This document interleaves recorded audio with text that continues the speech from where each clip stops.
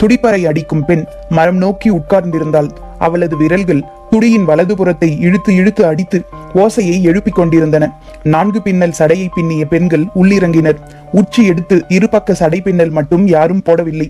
எனவே அது துடிவாசிக்கும் பெண்ணுக்கு உரியது என்பது கபிலருக்கு புரிந்தது. அந்த பெண்ணை இதற்கு முன்னால் பார்த்தது போல் இருக்கிறது. ஆனால் எங்கு என்று நினைவில்லை. உள்ளிறங்கிய பெண்கள் தாங்கள் பின்னியிருந்த சடைமுடியை அவிழ்த்தனர். கூந்தல் பரவி தோல் முழுக்க சரிந்தது. மெல்ல தலையை ஆட்டியபடி இருந்தனர். அணங்குகள் இறங்குகின்றன என்றான் பாரி.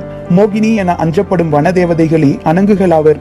அணங்குகள் முணங்கும் ஓசை விரிந்த கூந்தலின் வழியே வெளிவரத் தொடங்கியது. கபிலர் உற்று பார்த்தபடி இருந்தார். அவரது கவனம் பாடுபவள் சொல்லிச் செல்லும் கதையின் மீதே இருந்தது. உறையூரை விட்டு கிடை புறப்பட்டது. கோடை வெயில் தகித்துக் கொண்டிருந்தது. அவர்கள் அதற்கு ஏற்ற நிலப்பகுதியை பார்த்து கிடையை செலுத்திக் கொண்டிருந்தனர். தோழியை கண்டு பம்மியபடி நகர்ந்து கொண்டிருந்தான் கோவன். அவனது பம்மலுக்கான காரணம் செம்பாவுக்கு முதலில் புரியவில்லை. நிலை கொண்டு தங்காமல் தொடர்ந்து நடந்து கொண்டிருந்தது கிடை. கோவன் மறைந்து மறைந்து சிரித்துக் கொண்டு இருந்தான்.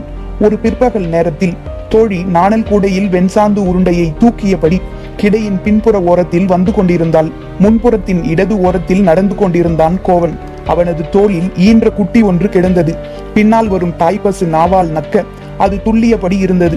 அந்த கன்று துள்ளி விடாதபடி அதன் கால்களை தனது இரு கைகளாலும் இறுக பிடித்து நடந்து கொண்டிருந்தான்.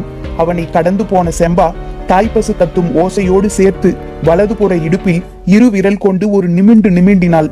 பால் பீற்றும் விரல்கள் மூங்கில் நாரை விட வலுமிக்கவை. நிமிண்டிய விரல்களை எடுக்கும் முன்னர் துள்ளி வில்லை போல் வளைந்தான் கோவன். அவனை தாண்டி குதித்தோடியது தோளில் கிடந்த குட்டி. அது வேறு திசையில் ஓடிவிடக் கூடாது என்பதற்காக பாய்ந்து விழுந்து பிடித்தான். விழுந்தவனின் அருகில் புன்முறுவலோடு மண்டியிட்டு உட்கார்ந்தாள் செம்பா. அவன் பிடியில் இருந்து குட்டியை விடுவித்தாள். அவளது பிடியில் இருந்து தன்னை விடுவித்துக் கொள்ள அவன் முயற்சி செய்யவில்லை. முயன்றாலும் அது நடக்காது என தெரியும். கிடைமாடுகள் அவர்களை சுற்றி விலகி நடந்தன. அவளின் கன்னத்தை வாளால் தட்டிவிட்டு போனது கிடாரி ஒன்று. பறவைகள் மொய்த்து கிடக்கும் நாணல் கூடையை தூக்கி வந்த தோழியின் கண்கள் கிடையை மேய்ந்தன. இருவரையும் காணவில்லை. குறுக்கும் நெடுக்குமாக பறவைகள் பறந்தபடி இருக்க அவளால் எந்த பகுதியையும் உற்று பார்க்க முடியவில்லை. இளங்கன்று வயிறு நிறைய பால் குடித்து முடித்தது. கோவன் மீண்டும் கன்றை தோளில் தூக்கியபடி எழுந்தான். உடன் எழுந்தபடி செம்பா சொன்னால், அவள் இன்னொரு முறை வந்து கேட்டால் சொல், நீ இடைக்காவல் தான் இருக்க முடியும், இதழுக்கு காவல் இருக்க முடியாது என்று. உரசி நகரும் கிடை வாழ்க்கை எந்நேரமும் காதலை பற்ற வைத்தபடியே இருந்தது. கடையப்பட்ட தயிர் மத்தின் விளிம்புகளுக்கு இடையில் விரல் தேய்த்து வெண்ணையை எடுப்பதைப் போல திரள திரள காதலை எடுத்துக்கொண்டே நடந்தனர் செம்பாவும் கோவனும். அவர்கள் சற்றே கவனக்குறைவாக இருந்தாலும் தோழி அடிக்க வருவதாக நினைத்து புதுமத்தை கையில் கொடுத்து விட்டு போய்விடுவாள். அதற்குள் இன்னொரு பசு கன்றை ஈனும். துள்ள முடியாதபடி கோவன் கன்றையும் செம்பா அவனையும் பிடித்தபடி இருப்பார்கள். அவ்வப்போது விரல்கள் நிமிண்டி திருகின. விலகும் கிடைக்கு இடையில் நிலம் தொட்டு காதல் துள்ளி எழுந்தது. அந்த கிடைக்கு பின்னால் வெகு தொலைவில் குதிரை வீரர்கள் சிலர் பல நாட்களாக வந்து கொண்டிருந்தனர். குலத்தலைவனின் உத்தரவு அது. செம்பாவை வாய் பிளந்து பார்த்தபடி கிள்ளி நின்று கொண்டிருந்த போது அவனது தந்தை இருட்டுக்குள் இருந்த கிடை மாடுகளைத்தான் வாய் பிளந்து பார்த்து கொண்டிருந்தான். மாடுகளின் கொம்புகளுக்கு இடையில் கயிறு முறுக்கி கட்டப்பட்டிருந்த நெற்றி பட்டத்தில் இளஞ்சிவப்பு, மஞ்சள், நீலம், பச்சை, கருஞ்சிவப்பு என 5 வண்ணங்களில் கற்கள் ஒளிவிட்டுக் கொண்டிருந்தன. அவனது கண்களையே அவனால் நம்ப முடியவில்லை. மாளிகைக்கு அழைத்து போய் மகனை கட்டி தழுவி முத்தமிட்டான் தந்தை. இருளிலும் சுடர் போல் ஒளிரும் என்று நீ சொன்ன போது பெண்ணை சொல்கிறாயோ என தவறாக நினைத்து விட்டேன். எல்லாம் மணிக்கற்கள், யாருக்கும் கிடைக்காத மணிக்கற்கள். அவற்றை நாம் அடைய வேண்டும் என சொல்லி கிடையை அறிந்து வர ஆள் அனுப்பினான். போய் வந்தவர்கள் சொன்னார்கள், அவர்களின் ஊர் இருக்கும் மலை முழுவதும் இந்த கல் கிடக்கிறதாம். அதை வைத்துத்தான் மாட்டுக்கு பட்டம் கட்டியுள்ளனர். அவர்களின் மலையெங்கும் கிடப்பது மணிக்கற்கள் என அந்த மூடர்களுக்கு தெரியவில்லை. நாம் இந்த 200 கற்களோடு ஏமாந்து விடக்கூடாது. இந்த கிடையை பின்தொடர்ந்தே போங்கள். அந்த ஊரை அடைந்ததும் தகவல் சொல்லுங்கள் என சொல்லி அனுப்பினான். வீரர்கள் அவர்களின் பின்னால் வந்து கொண்டே இருந்தனர். ஒரு முன்மாலை பொழுதில் கிடை நகர்ந்து கொண்டிருந்த போது தோழி ஓசை எழுப்பி செம்பாவை அழைத்தாள். அருகில் இருக்கும் ஓடையில் நீர் அருந்தி வருகிறேன், அதுவரை நீ தூக்கி வா என சொல்லி வெண்சாந்து உருண்டை இருந்த நாணல் கூடையை செம்பாவின் தலைக்கு மாற்றினாள். கூடை மாற்றுவதை மிக கவனமாக செய்ய வேண்டும். வெண்சாந்து உருண்டைகள் தோளில் சிந்திவிட்டால் அவற்றை கையால் தட்டும் முன் பறவையின் அலகு கொத்தி எடுத்துவிடும். காக்கை கொத்தினால் தோளில் சிறு கீறல் ஏற்படும். மைனாவின் அலகோ சிறு துளையிட்டு எடுக்கும். அதுவே மரங்கொத்தியாக இருந்தால் காயம் ஆற 1 வாரம் ஆகும். பறவை கூட்டம் இப்போது செம்பாவின் தலையை சுற்றி இடம் மாறியது. பறவைகளின் இடைவிடாத கீச்சொலிக்கு இடையில் செம்பா கூப்பிட்டது கோவனுக்கு கேட்கவில்லை. முதுகிலே சுள்ளென கல் விழுந்த பிறகுதான் திரும்பி பார்த்தான். தோழியை சுற்றும் முற்றும் பார்த்தபடி செம்பாவின் அருகில் வந்தான் கோவன். அவள் கூடையை அவன் தலைக்கு மாற்றினாள். பறவைகள் தேனீக்கள் மொய்ப்பதைப் போல அவர்கள் இருவரையும் சுற்றி படபடத்து மொய்த்துக் கொண்டிருந்தன. உடல் மேல் சிந்திய வெண்சாந்து உருண்டையை பறவைகள் கொத்தி எடுப்பதால் தான் அவன் இப்படி நெளிந்தும் வளைந்தும் பாடாய்படுகிறான் என பார்த்தவர்கள் நினைத்தனர். பசுக்களுக்கு இடையில் படர்ந்ததைப் போல பறவைகளுக்கு இடையிலும் சுழன்றது அந்த காதல். பசுக்கள் விலகி நடக்கவும் பறவைகள் கூடி பறக்கவும் இவர்களுக்காகவே கற்றுக்கொண்டது போல் இருந்தது. குருவி ஒன்று அவர்களின் இதழை கொத்திய பிறகுதான் செம்பா அவனை விட்டு விலகி நீர் அருந்தி வருவதாக கூறி ஓடையை நோக்கி சென்றாள். தோழி போன அதே ஓடைப்பாதையில் அவள் நடந்த போது எதிரில் வந்து கொண்டிருந்தாள் தோழி. பறவையின் இறகு ஒன்று கண்ணில் விழுந்து விட்டது.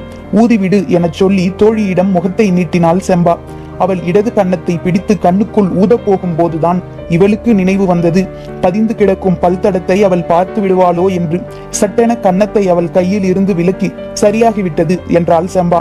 தோழியோ இன்னும் ஊதவே இல்லையடி என சொன்ன போதும் இல்லை இல்லை சரியாகிவிட்டது என கூறி விலக முயன்ற செம்பாவின் முகத்தை இரு கைகளாலும் அழுத்தி பிடித்து நிறுத்தினாள் தோழி.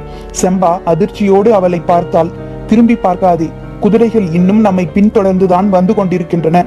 தோழியின் சொல் செம்பாவை இடி என தாக்கியது. கலங்கி இருந்த கண்களை பார்த்த தோழி தூசி இன்னும் இருக்கிறது என சொல்லியபடி இழுத்து மூச்சு வாங்கி ஊதிவிட்டாள். செம்பாவின் கண்ணீர் துளி காற்றில் பறந்தது. இரவு கிடை பெரியாம்பலைகளிடம் செய்தியை சொன்னார்கள். கிடையின் திசை வழியை மாற்றி ஊர் நோக்கி நடந்தார்கள். துள்ளி குதித்து கிடையெங்கும் பரவியபடி இருக்கும் செம்பாவின் சிரிப்பை அதன் பிறகு கோவன் பார்க்கவே இல்லை. 2 நாட்களுக்கு ஒரு முறை புதிதாக ஈனும் குட்டிகளை அவன் தோளில் சுமந்தபடி நடந்து கொண்டே இருந்தான். செம்பா அருகில் வரவே இல்லை. பெரியாம்பலைகள் ஏன் கிடையின் போக்கை மாற்றி ஊருக்கு போக முடிவு எடுத்தார்கள் என்பதும் அவனுக்கு விளங்கவில்லை. சரி, ஊருக்கு வேகமாக போனால் செம்பாவுடனான தனது திருமணம் வேகமாக நடக்கும். அதனால் நாமும் வேகமாகவே நடப்போம் என முடிவு எடுத்த கோவனின் கால்கள் கிடையின் முன்கால்களாக மண் மிதித்து சென்றன. 2 மாதங்களுக்கு முன்னரே இந்த கிடை ஊர் திரும்பிவிட்டது. ஊரில் இருந்தது கிழவன்களும் கிழவிகளும் தான். மற்றவர்கள் எல்லாம் கிடை போட போயிருக்கின்றனர். வழக்கம் போல ஆவணி மாதம்தான் வருவார்கள். ஊர் முழுவதும் இடையில் திரும்பிய கிடையை பற்றித்தான் பேச்சாக இருந்தது. கோவனுக்கு செய்தி இப்போதுதான் தெரிய வந்தது. பெரியாம்பலைகளோடு சண்டைக்கு போனான். அவசரப்பட்டு முடிவு எடுத்து விட்டீர்கள். அவர்கள் இப்போது செம்பாவை தூக்க ஊருக்கு படை திரட்டி வந்தால் என்ன செய்வது? நமது கூட்டம் வந்து சேர 2 மாதங்கள் ஆகும் என்றான்.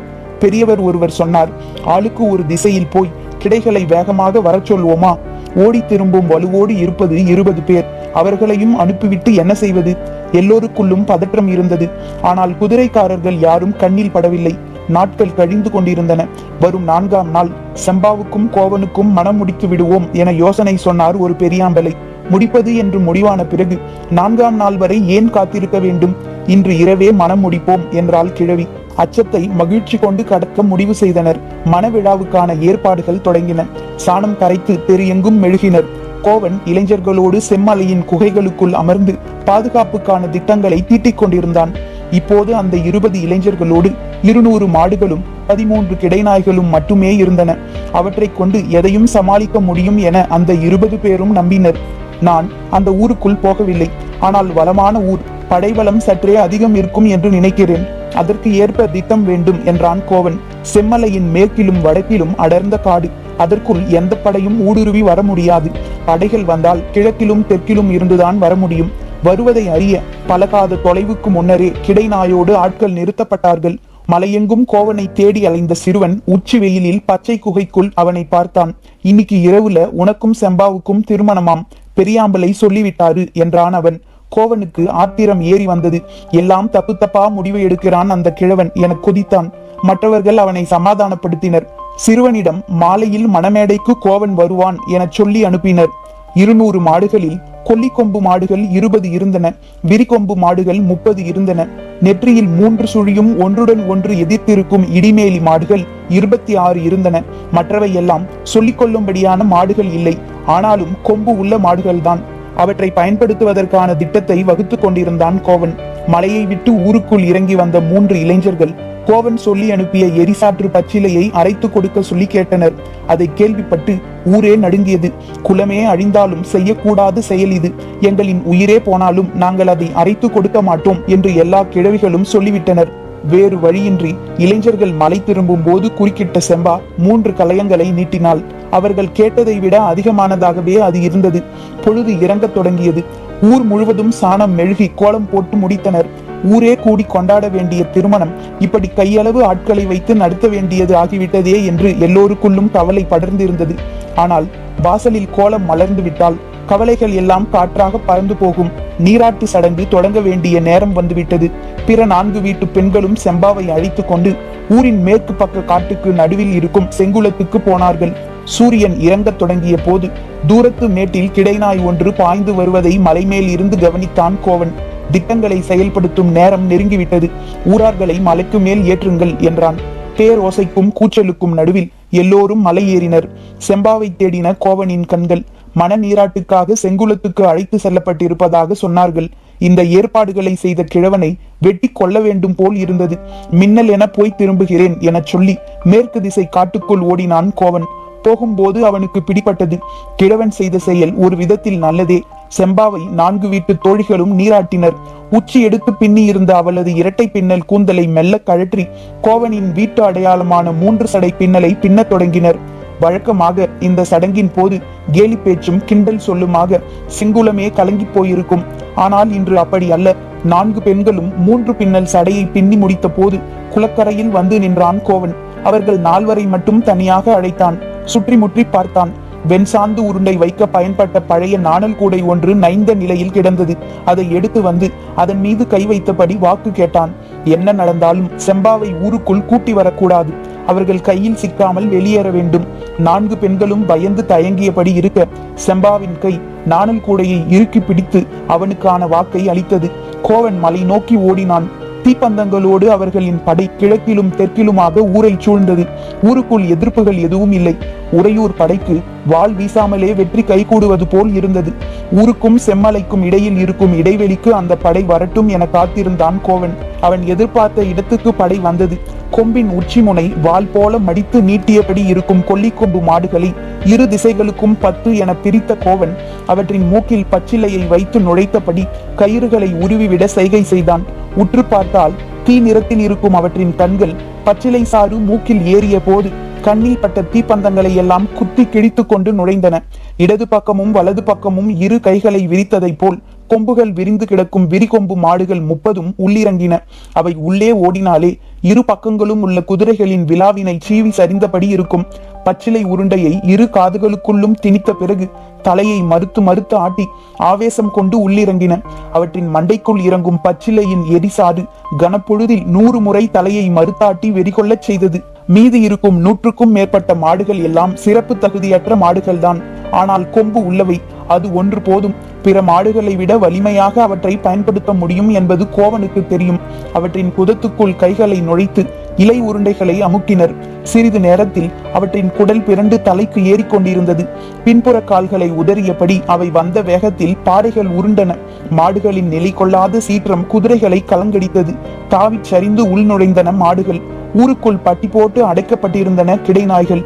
வயல்வெளிகளில் கிடையை விட்டு தனித்து பிரியும் முட்டுக்காளைகளையே குறைத்தபடி மிரட்டி நகர்த்தும் பழக்கம் உள்ள நாய்கள் அவை. குதிரையை தாண்டி குதிக்கக்கூடியவை.